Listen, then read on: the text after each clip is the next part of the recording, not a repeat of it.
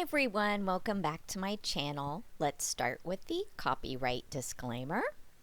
This is part 2 of the Story of Bela Lugosi as Dracula and Beyond. This series focuses on the newspaper articles of his lifetime and after, clippings, reviews, and interviews he gave with different newspapers. And if you hear any extra pitter-pat in this video, it is raining extremely hard here. It is storming, and I do apologize. Where we left off in part 1, Bela had filmed his titular role as Count Dracula for Universal Studios, who had made the movie Dracula. Before filming this movie for Universal, Bela had already acted in the role of Count Dracula on this stage play. He had done it some 900 times, so he was well familiar with the role. As a vampire, Bela's portrayal was theatric. It was stylized, yet it was foreign and just exuded an animal sexuality. But Bela began to feel that this role typecast him in Hollywood, that people just looked at him and saw Dracula and had a hard time seeing him in any other way, even though pre-Dracula he'd been Jesus Christ in a role. He'd done Shakespearean dramas, but the role of Dracula typecast Bela. So it was 1931 and the Laemmles were looking to cast the actor for Frankenstein, and they were eyeing Bela for the role. And this article of March 1931 notes how Junior Laemmle, Universal's young general manager of production, had purchased the novel of Frankenstein and that they were hoping to enter into production at an early date on the film version. They note that Frankenstein was written by Mary Wollstonecraft Shelley, wife of the noted poet. By April 2nd, 1931, they were telling the press that Bela Lugosi was to star in Frankenstein and proceeding to churn out articles to gather interest. In this April 12th, 1931 article, it talks about Bela being the next to star in Frankenstein, and it says that Lugosi had never seen himself on the screen, if you can believe that.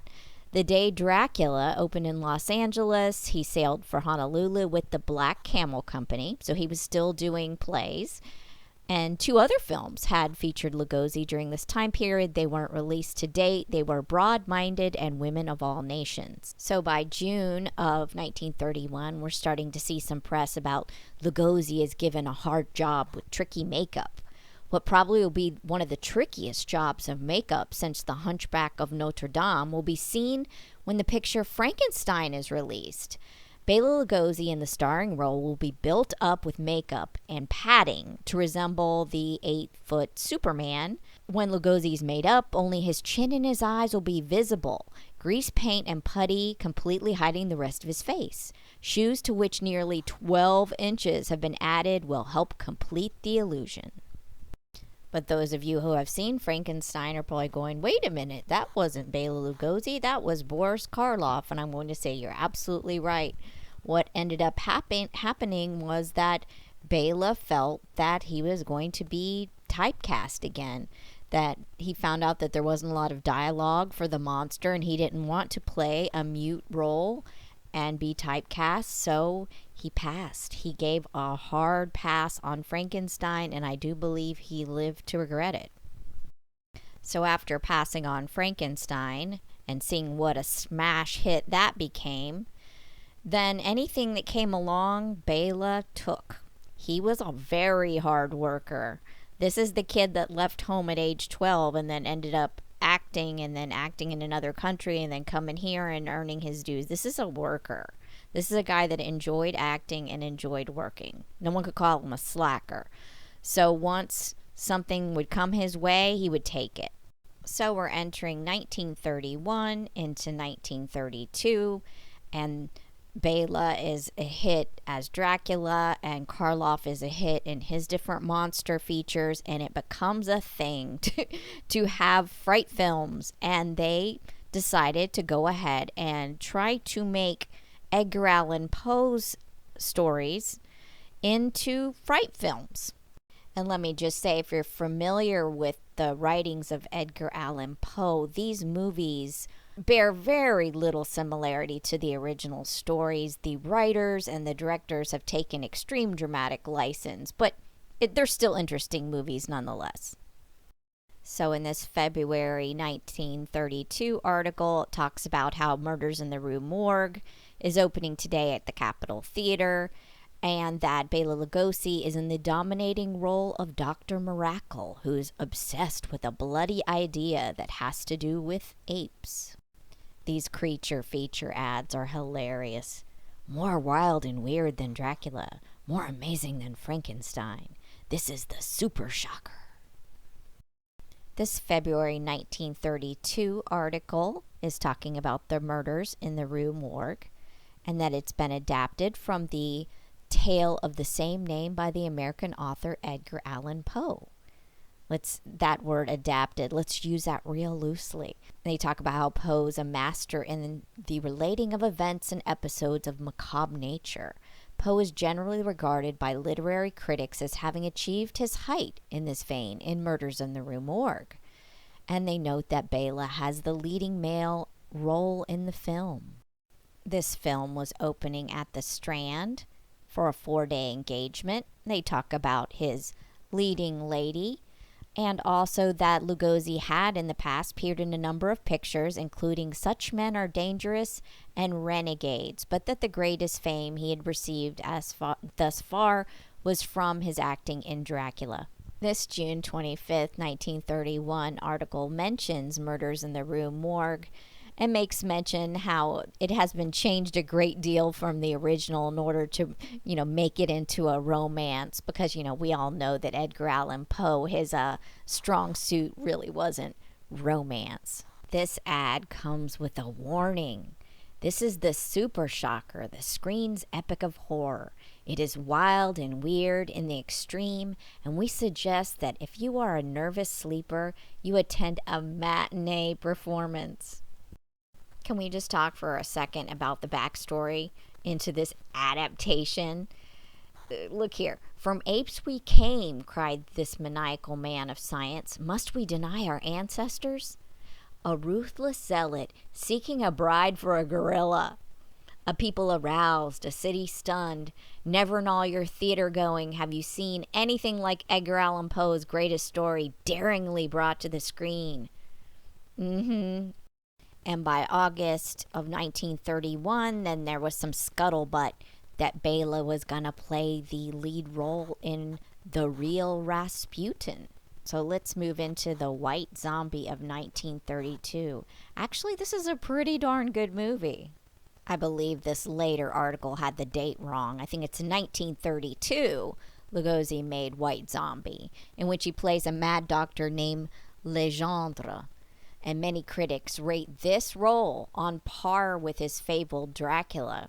I would argue that he has another one that's just as good coming up. So White Zombie was an eerie feature talking about black sorcery, the kind that's said to be practiced in Haiti. And it concerns occult practices by which dead bodies are dug up from their graves and put to work as slaves. This July 1932 talks a little bit more about the White Zombie, and it was filmed entirely in Haiti and uses as its theme the age-old superstition among the people of that country regarding zombies, and that a zombie to them is a person who has been raised from the dead, from the grave, and made into a slave. This article talks about how zombies are walking dead men. They're taken from their graves after burial and galvanized into mechanical action by sorcery. And the story has to do with a white girl who's caught in the power of a voodoo sorcerer. And he does this by means of a poison, which puts her into a cataleptic state and then causes her seeming death through burning a waxen image of the girl as the poison robs her of her senses.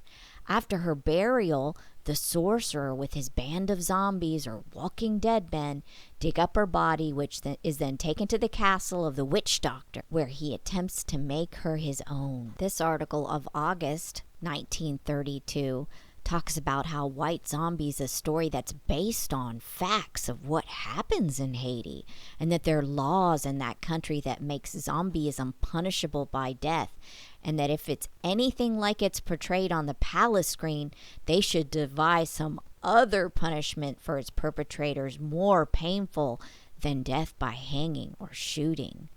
Possibly the masterful acting of Bela Lugosi in the title role influenced this statement, as his work is marvelous. You know you're acting somewhat good if you got people thinking this stuff's real.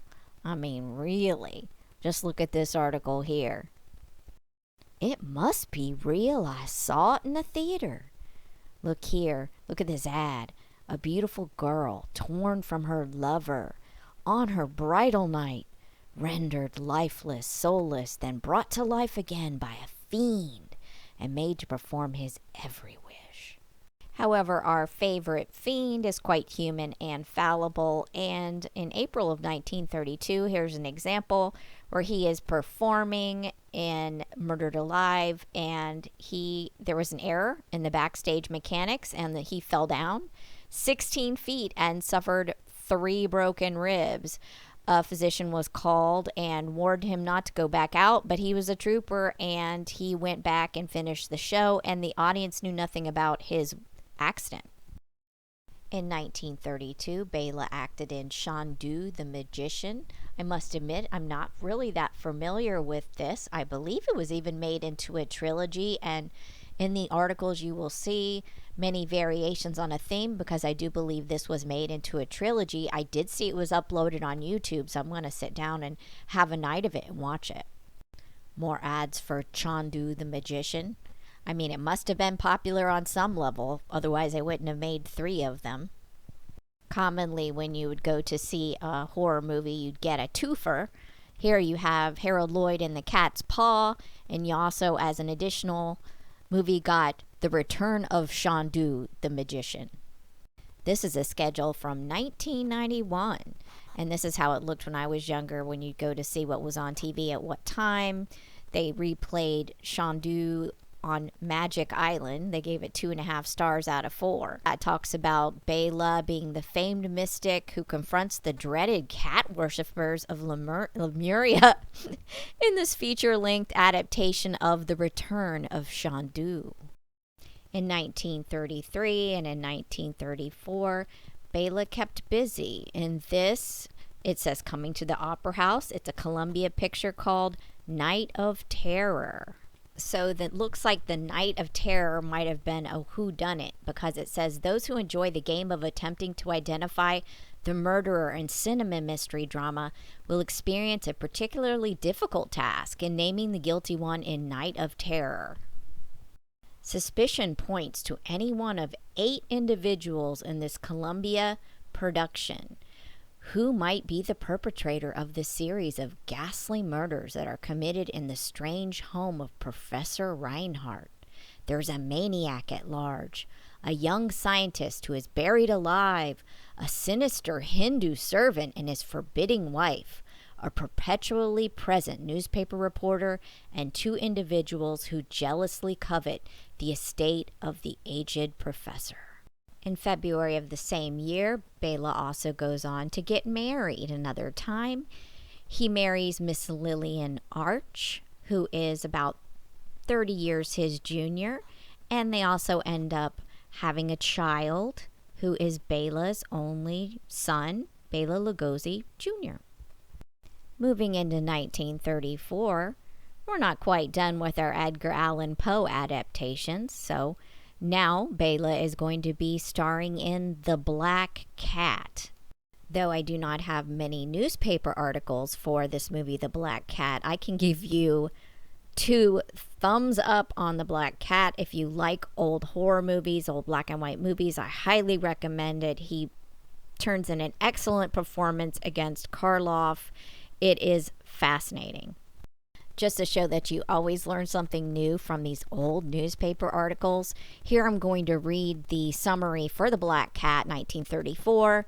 It talks about it being the first screen teaming of Karloff and Lugosi, and that it was made long before Lugosi's decline. The Black Cat is an evenly matched, stylish showdown with a modern look and a rich script. Sick things like the I word and Karloff's being skinned alive are implied but not shown to great effect, and that Karloff is hatefully evil, not to mention the weird haircut. Hey, that's true. As Hjalmar Pelzig, the leader of a devil-worshipping cult based upon Aleister Crowley. It's nothing like Crowley, but you know what? Go on with yourself. This quote is from a great scene in the movie where Vitus Verdigast is finally getting his revenge, and he says, "Do you know what I'm going to do to you now? Did you ever see an animal skinned?" And he laughs and he says, "That's what I'm going to do you now. Flay the skin from your body, slowly, bit by bit." But he says it with much intensity and gleeful revenge against this horrible individual that is played by Karloff. 1935, Bela was in The Mysterious Mr. Wong. Probably yet another movie that would not get past the PC police nowadays. Let me read from this article. The Mr. Wong of The Mysterious Mr. Wong is that reliable scarer, Bela Lugosi. His eyes made to slant ominously and his mustachios bristling evilly. He represents everything which you and I should never care to meet up with down a dark alley. The poor fellow who has to combat the menace presented by Mr. Lugosi is Wallace Ford. But his work has a bright side in the form of Arlene Judge, who, all things considered, ought to be able to take a young man's mind off Mr. Wong. The story takes place in the San Francisco's Chinatown, for which the purpose of the film is plagued by a teeming Tong war. Jason Barton, a reporter, sees behind the various killings more than greets the casual eye. He investigates the matter only to learn that Mr. Wong is responsible for the ruthless murders, Mr. Wong having the idea that killing his countrymen is the best system for getting them to fork over the desired coin. By 1935, the studio is bringing back Bela as a vampire in Mark of the Vampire. I just want to note as a side note that during the filming of Mark of the Vampire was the first time that Bela was given drugs because he was hospitalized for pains in his legs. I think they believed it was sciatica. And when he arrived at the hospital, he was in extreme agony and they gave him morphine injections to diminish the pain. And then he slowly became dependent on the morphine. Here's a May 1935 advertisement for Mark of the Vampire. I love these old advertisements, by the way. In this clipping, we're told that Mark of the Vampire was originally called Vampires of Prague, and that the cast includes Bela Lugosi, Lionel Barrymore, Lionel Atwill, and Elizabeth Allen. Here's a still from Mark of the Vampire with Bela Lugosi reprising his role as Count Dracula. And you wonder why Bela was really beginning to feel typecast, because he was doing scary roles and he was also reprising his Count Dracula roles. And in 1935, we're still not done with doing Edgar Allan Poe stories, so then we have The Raven. And the studio again smartly paired up Bela Lugosi and Boris Karloff for this Raven reboot.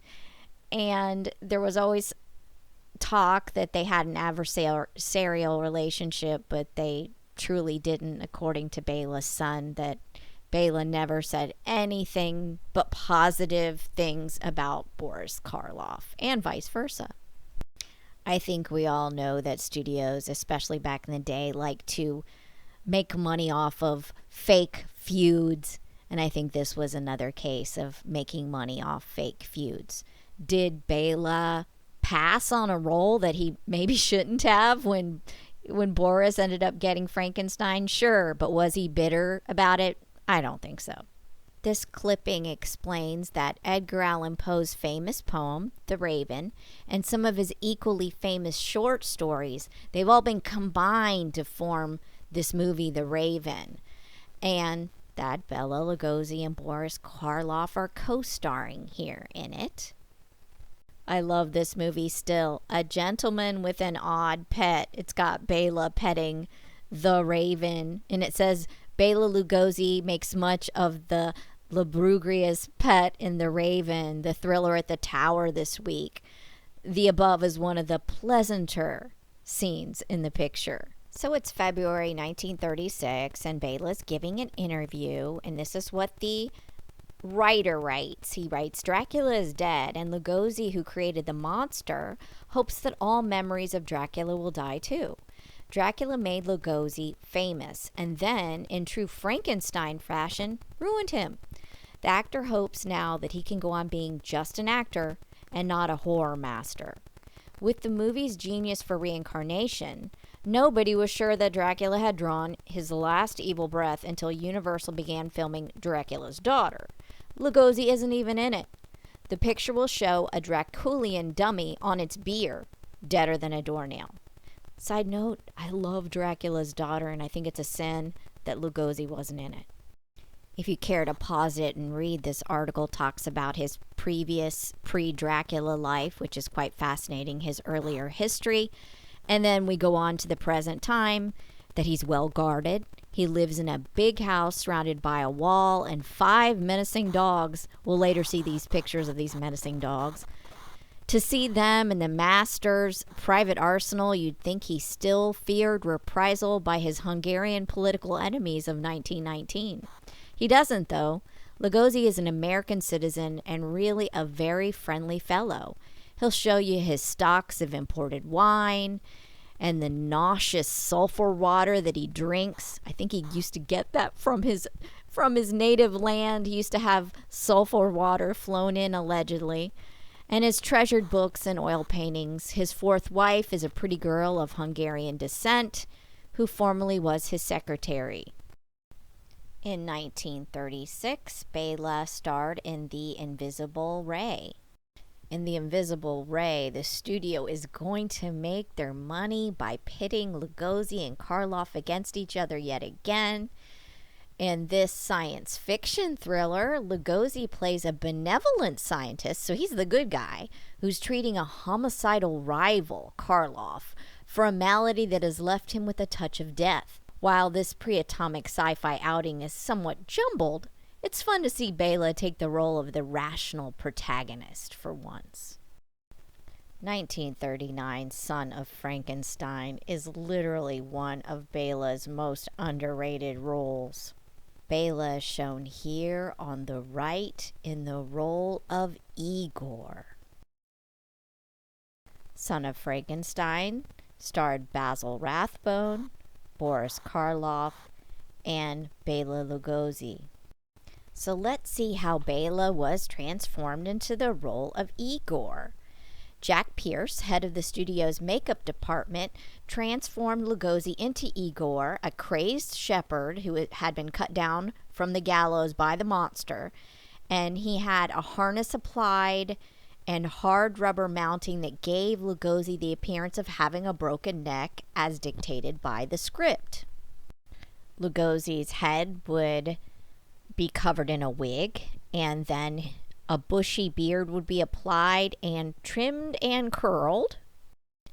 Next, they would apply bushy eyebrows to match the straggly beard and the hair, and they would have to trim those up. And the most difficult part would be making sure that the makeup is uniform day by day, of course. Then Lugosi's upper lip would receive a coating of spirit gum, and the mustache, the upper lip's mustache, would be applied, and it would complete the bushy bearded broken-necked character. Then a set of snaggle teeth would be applied, and Lugosi'd be ready to shoot. This clipping notes that Boris Karloff is upstaged by Bela as Igor in The Son of Frankenstein. In this scene, Igor, played by Lugosi, escorts Boris Karloff, the monster, throughout the graveyard. Here's a review, December 1939, that the son of Frankenstein gives moviegoers all the thrills of the first Frankenstein picture, plus a few new wrinkles that have been picked up by the experiences of the former pictures. Basil Rathbone is cast as Baron Frankenstein, mad genius who creates the monster, and of course Boris Karloff is in the usual role of the monster himself. Bela Lugosi, famous for his portrayals of Dracula, is seen as Igor, a crazed shepherd with a broken neck. There are chills and thrills aplenty when the monster runs amok in a small village. The son of Frankenstein is said to be the most thrilling of all horror pictures. So this is the part in the story when we start talking about the downfalls of Hollywood. Bela's worked on the stage and on the screen for decades at this point, and he's living in Hollywood, and he's buying nice things for himself. He's eating fine food and wines and living in a nice place. And of course, if you have any sort of time where you're not working all the time, the money can run out really quickly. Also keep in mind he's a few years now into a morphine dependency, and so that also adds up. So this article from January 1939 mentions how for 2 years Bela was unable to get a job in the town because he's been typed as a horror picture performer, and that he tried desperately to get a job in other movie roles, but they laughed at him. He says, "You're a boogeyman," they answered, "and we have nothing for you today or tomorrow or the next day." So this guy that's always working starts having money troubles, and each day he'd try to get a job, and then he would return to his place at night and tell his wife, "They branded me with the stamp of an animal," he says.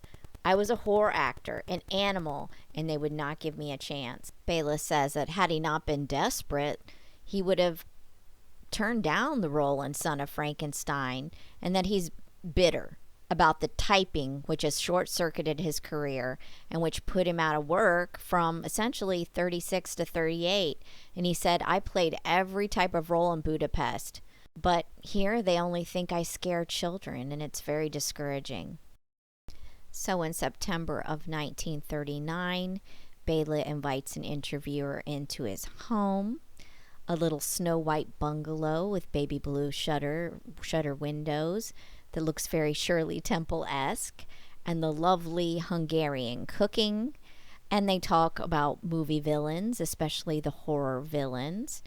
And he talks about how for 2 years he didn't work and he sat by his telephone and no calls came through, and then he ended up losing his home and his car and his furniture and almost everything. Bela also talks about his son, and he says the baby came just before that picture, and that there's a Hungarian proverb which applies. When the Lord gives a lamb, he provides a pasture for it. I'm going to stick this article out of order. This is a picture of Bela Lugosi Jr. feeling of his father's face on the set of Frankenstein Meets the Wolf Man. And it's called Son of Dracula.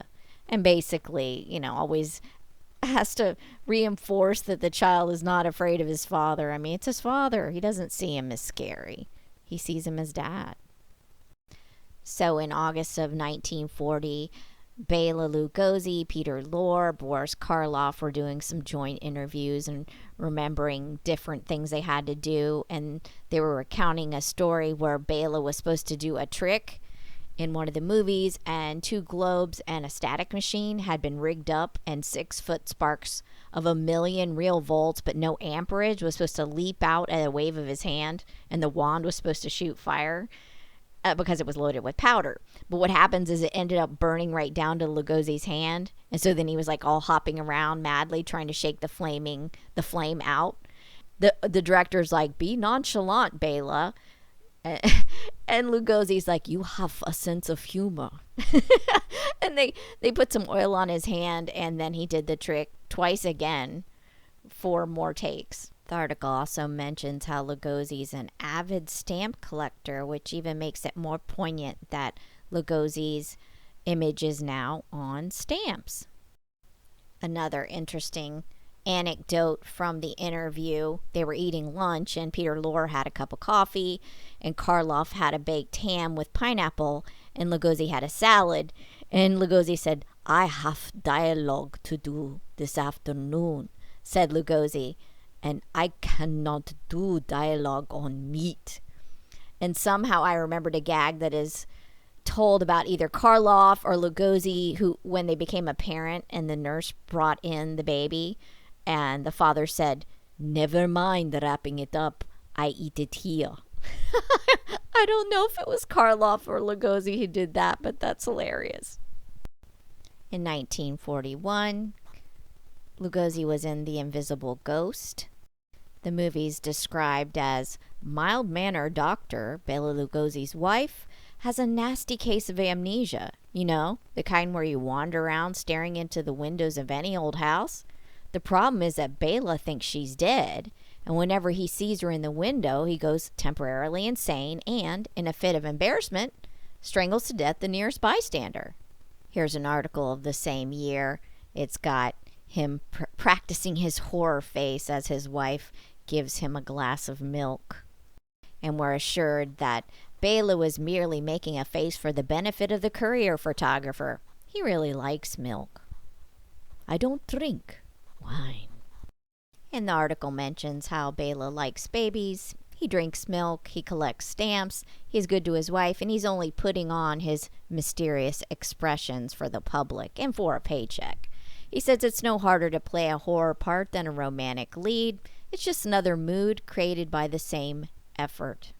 The reporter says Baudry and Janko, two of the actor's massive Belgian shepherds, guard the Lugosi domain, and they're the most formidable-looking canines we have seen in a long time. Mr. Lugosi is a kindly person, and his friends know him as a generous one. His philosophy of life is based on the Hungarian proverb, quote, "You can't receive with a closed fist."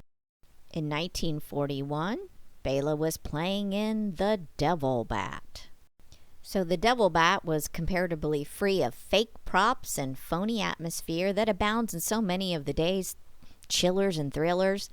But the plot, they say, is not too fantastic for the reaches of the imagination, and that the suspense is well sustained. But let's look at the plot here.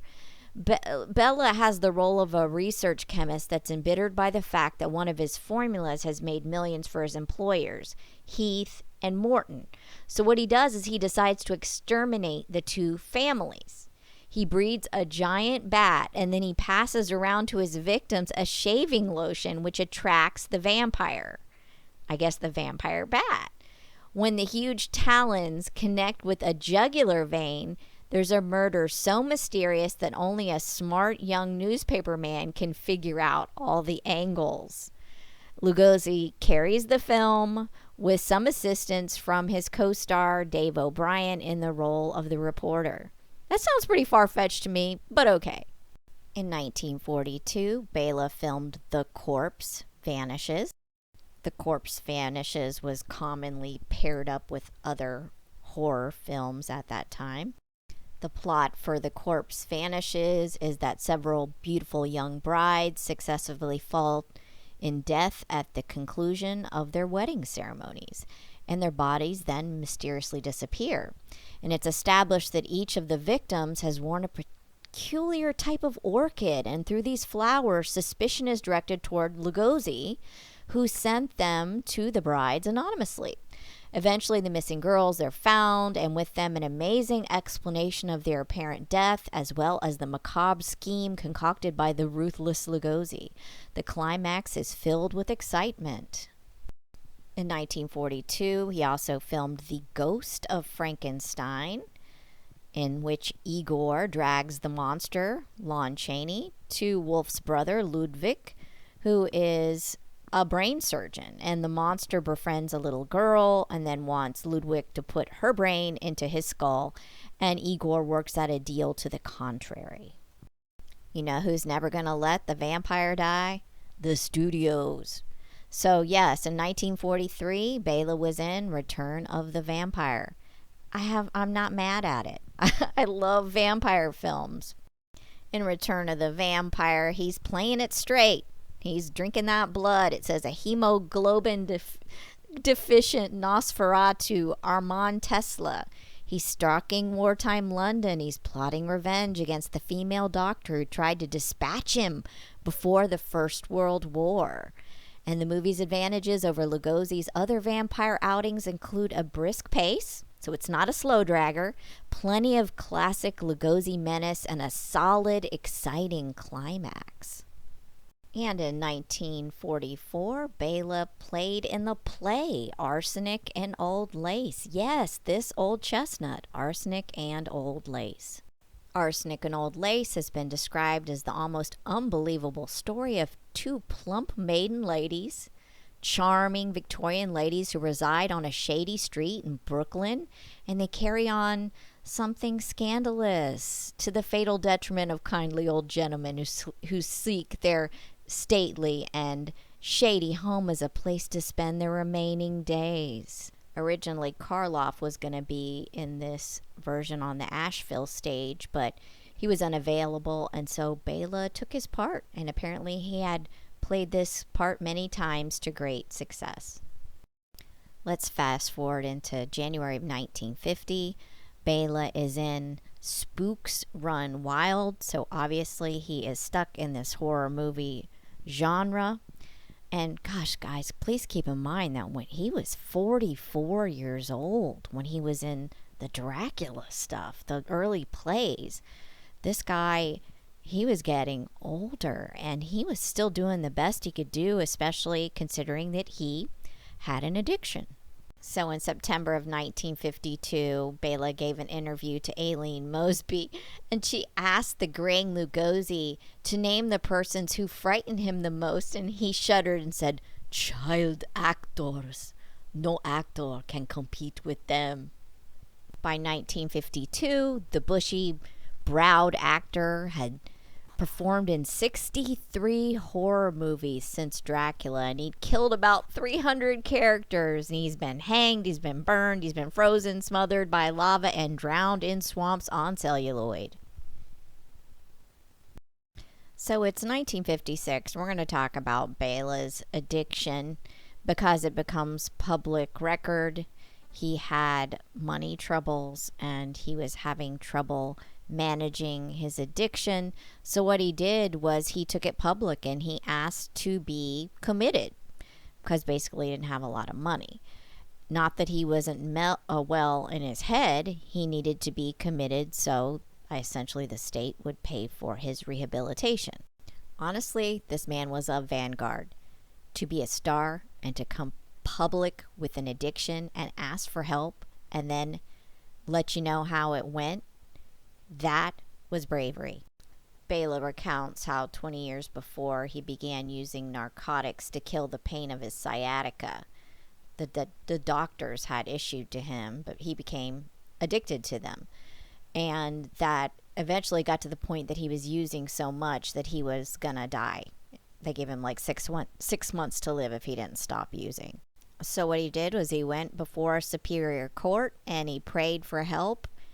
And he said he was a narcotics addict, and he went to the Los Angeles General Hospital and told him, "I've been an addict for 20 years and I need help."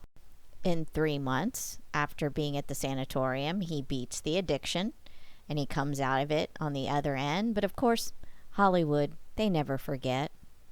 Of course, the addiction spoiled the relationship with his long-suffering wife, Lillian. And so he actually found a fan that he bonded with while he was in treatment that signed her letters with a dash of hope, and he fell in love with her. I believe this is a picture pre-rehab, just to show the devastation that doing morphine for 20 years can wreak upon your body. So Bela weds his fan. Her name is Hope. So this is his fifth wife. Hope Lininger was his fifth wife. He was 73, she was 39, and Bela Lugosi Jr. was the best man. Hope buoyed his spirits while he was in rehab and said that she'd been in love with him for 20 years, so I guess her devotion paid off. Then on August 16th, 1956, Bela Lugosi passes away. He was found by his wife when she arrived home from work at 6:45, and she said he usually took a nap in the afternoon, but he essentially died of a heart attack. And yes, Bela Lugosi was buried in his Dracula cape. The article reads, Bela Lugosi will go to his grave wrapped in the black cape of Dracula, the horror character in which he scored the greatest triumph of his long motion picture career. Bela is currently at rest in the Grotto of Our Lady of Lourdes section of Holy Cross Cemetery in Culver City, California, near the crest of a sunny hilltop, framed by languid eucalyptus trees and flitting mockingbirds. His gray and black marker bears his name and the dates of his life, 1862 to 1956, and the simple sentiment, Beloved Father. Ironically, Bela's last film ended up being Plan 9 from Outer Space, which happens to be one of my father's favorite films. It was completed shortly before his death, and it was released after his death. On a final note, let's leave a tribute from Boris Karloff. Quote, Bela knew great sadness in his life, and the suffering he endured would have crushed the spirit of a lesser man. Before he died, he conquered his problem. We actors are a funny lot. We want to be remembered for our performances and not our private sorrows. I know dear Bela would want to be remembered not as a sad old man, but as Count Dracula. He was the greatest of all Draculas. Let us remember him for his greatness and not his sadness. So I'm going to send this out with some great pictures of Bela as Dracula. Thank you so much for watching. Let's give it up to Bela Lugosi, the best Count Dracula on the screen. Maybe right next to Nosferatu, or maybe even next to Klaus Kinski. Hard to say. There's so many good Draculas, but this one is the epitome of Count Dracula. Thank you so much for your likes and for your subscriptions. To be notified of the next time I upload, please push that subscribe button. And without further ado, have a happy Halloween.